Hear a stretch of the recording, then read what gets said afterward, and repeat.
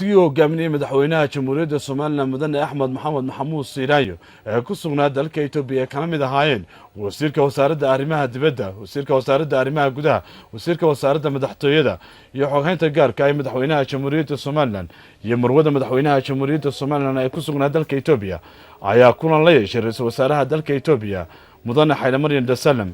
waxaana kulankan ku wehelinayay safiirka Soomaaliland ee u fadhiyay dalka Itoobiya Maxamuud aadan jaamac galaal iyo safiirka xogeenka safaaradda Soomaaliland ee dalka Itoobiya ayaa la salaadeeyay kulankan ay wada lahaayeen madaxweynaha jamhuuriyadda Soomaaliland iyo ra'iisul wasaaraha dalka Itoobiya ayaa ahaa mid qaatay muddo saacada markii uu soo dhamaaday kulankaasi waxaa saxaafadda ugu warbixiyay madaxweynaha jamhuuriyadda Soomaaliland mudane Axmed Maxamed Maxamuud Siiraayo isagoo tilmaamay inuu kulankan uu la lahaa ra'iisul wasaaraha dalka Itoobiya ahaa mid ay kaga wada hadlayeen xiriirka labada dal ee dhinacyada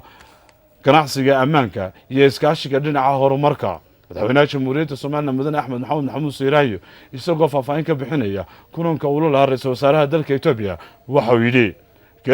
waxaanu barnaamijka ka wada hadlay danaha labada dal baan ka wada hadlay xiriirka labada dal baan ka wada hadlay dhinac walba leh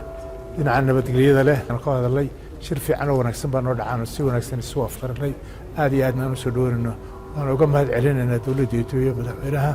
sida sharafta qiimaha noo soo dhaweeyay aad iyo aad baa mahadsantihiin